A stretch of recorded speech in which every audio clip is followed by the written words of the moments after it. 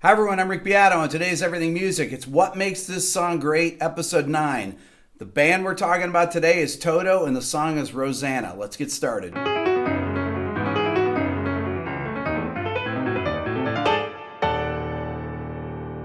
Okay, the first thing that we're going to talk about that makes this song great is what the song enters with, and that's the drums. It starts with this.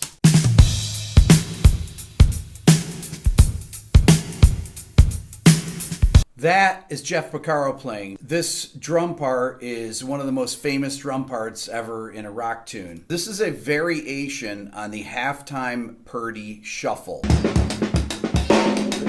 According to Jeff Porcaro, it's based on 3 different grooves. Home at Last, that's from Steely Dan Asia, it's Bernard Purdy part. And then Babylon Sisters, that's from Steely Dan Gaucho. And Fool in the Rain, John Bonham's shuffle beat from that, combined with a Bo Diddley kick and snare part. Check that out. Doom, doom, doom, that.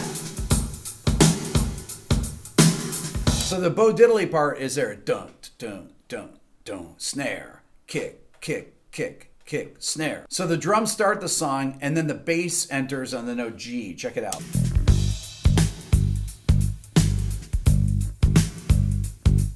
Here's the bass by itself. Now let's hear it with the guitar.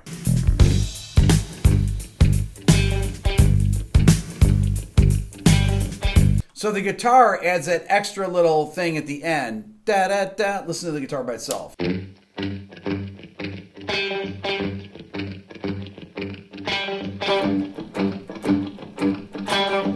Now, if we bring in the keyboards, the piano, along with it, sounds like this.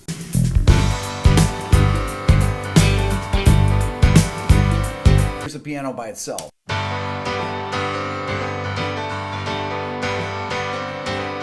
So the fast da-da, when he goes to G sus4, da-da, G, da-da, to G sus2, creates that tension and release that really gives it the intro and the verse a mood. I also want to talk about the percussion starting at the beginning. We have Lenny Castro on the congas and percussion. Check it out. There's a lot of percussion in the tune. Here's the percussion. That's the conga part.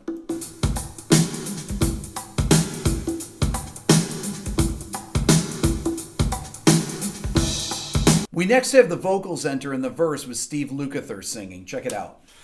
All I wanna do when I wake up in the morning is see your eyes. Rosanna, Rosanna, I never thought that a girl like you could ever care for me. Rosanna. Okay, so that's obviously double tracked all the way through. And Lukather has a really interesting voice. I love the sound of his voice. And it contrasts with Bobby Kimball, who sings all the high parts in the tune, because he enters next on the B part of the verse, right here. All I wanna do in the middle of the evening is hold you tight. Rosanna, Rosanna, I didn't know you were looking for more than I could ever be. You'll notice that that voice has a chorus on it, or what I call a D-tune. It's to thicken the voice. And it's really de-essed a lot. You can tell when he says Rosanna. Listen to the S. Rosanna, Rosanna. So we move from G major down to F major, and the organ enters with the piano. Listen.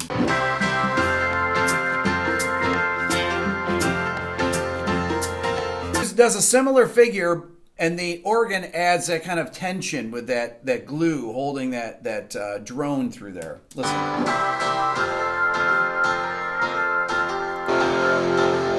Guitar hits a power chord and then comes back in, but with heavier.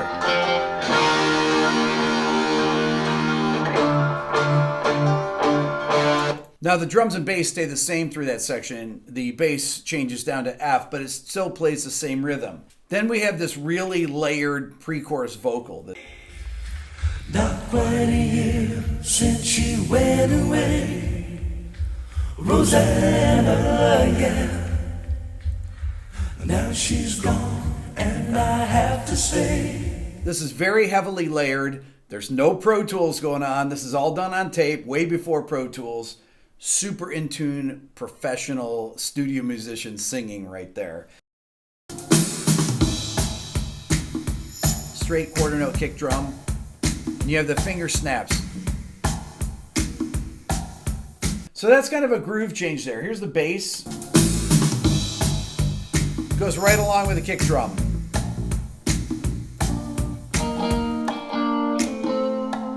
Now the guitars have a whammy bar. So Lukather is playing a clean guitar thing, really beautiful. But check out the vibrato he does. The vibrato is right in time. He's using the whammy bar.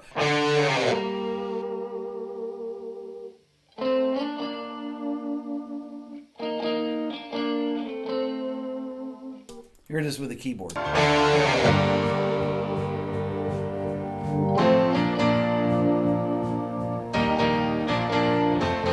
So the next thing we have is the lead in into the chorus. It's that horn riff that goes along with the guitar.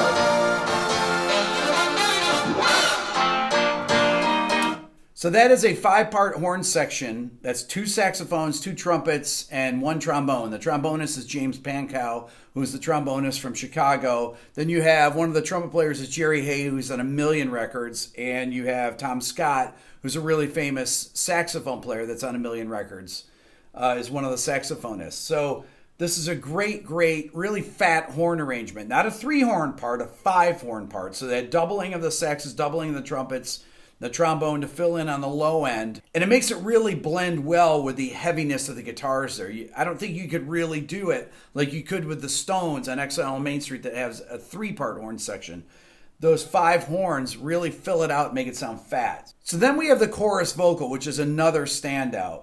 It's really heavily layered, and there's some great harmonies. Check it out. Meet you all the way, Rosanna, yeah. Meet you all the way.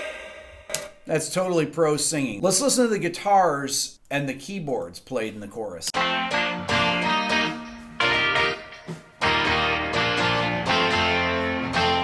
They play right in unison. Here's the guitar.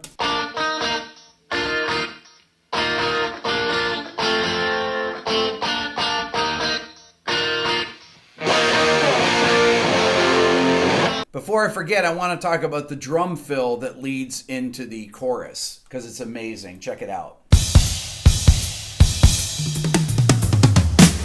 It goes right with that guitar and horn part. Listen. And then you have the guitar part, which does this fall off during that. Listen. When the chorus enters, the bass changes into a slap bass part.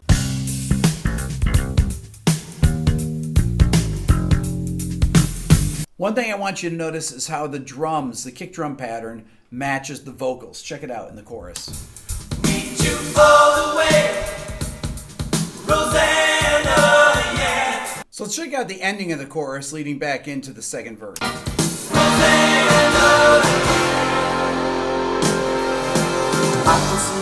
Really cool. You have the horns doing this really nice swell. Remember we've talked about swells before? They kind of suck you back into a section. Listen.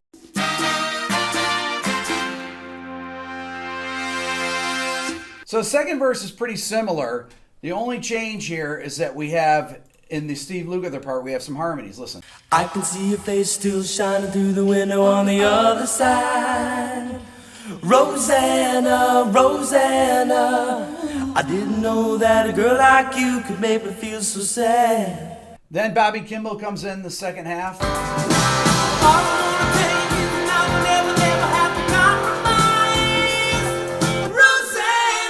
Rosanna, Great. I never thought that losing you could ever hurt so bad. Then we're back to that same down pre-chorus part. And then we do the great drum fill into the second chorus. So check it out. Listen to that fill. It's amazing. Love the panning of the toms.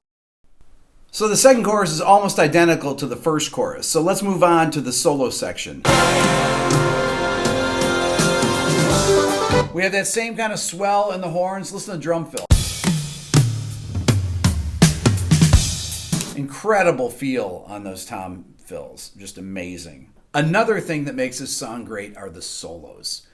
There's some synth solos, There's a piano solo, and then there's the guitar solos. There's 2 guitar solos. These guitar solos are some of the most famous solos of the 80s, and really ever in a tune that was a huge pop tune like this. Steve Lukather is just a quintessential player, soloist, in addition to being an amazing singer and rhythm guitar player. I mean, he is just an all-around great studio musician. Let's check out the synth solo that starts out here. I'm going to play the synths along with the piano.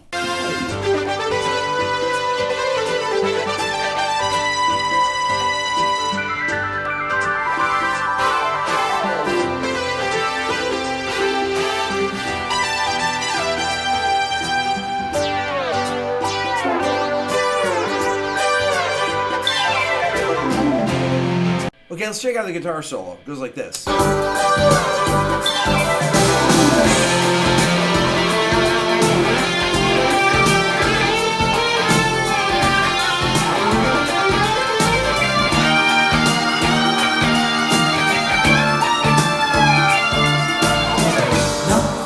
Okay, so he's got a chorus on it with a little bit of a short room reverb. Check it out, I'll solo it here.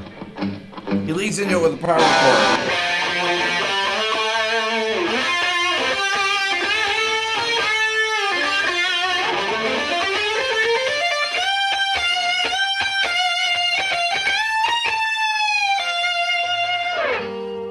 So there's a couple interesting things about the solo. So he starts right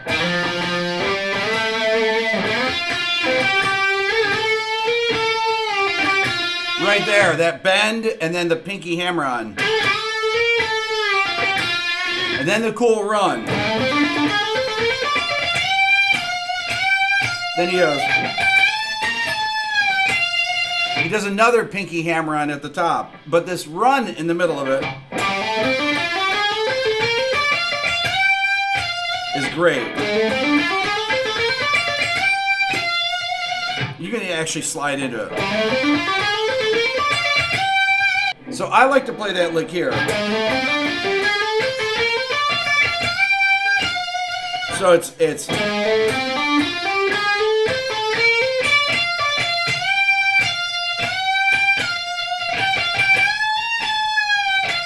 one more time.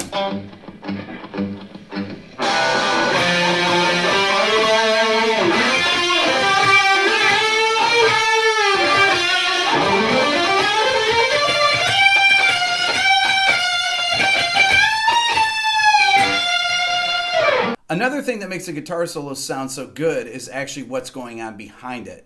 So when you're hearing the organ and the piano playing between that sus4 to major to sus2,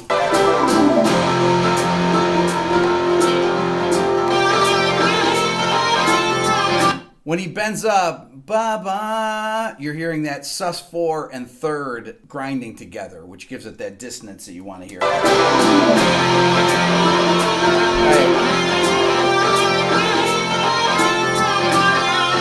It just makes the guitar solo sound even more intense. Okay, let's go over some of the licks in the end solo. I can't play the whole solo because I don't have a whammy bar, but I can show you some of the key licks in it. That's just a straight blues lick up here, so it's like... Then the next lick is a unison bend, right? Here he's going. Then this next lick, simply standard blues thing.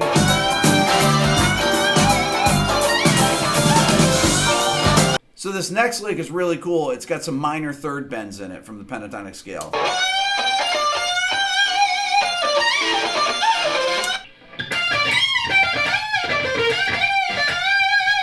It's tricky to get up to that minor third bend. You gotta really pull that string hard. And then is the cool lick right here.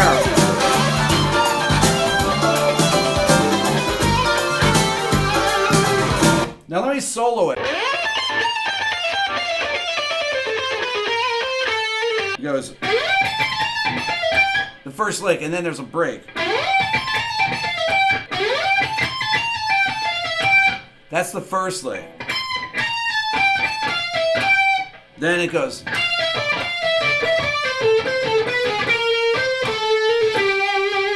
So that's all. And then it goes right to this. After the break, it goes to the pull-up.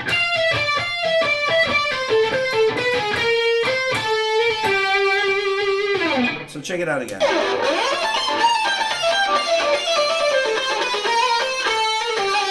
We have that, which is a real Lukather kind of thing.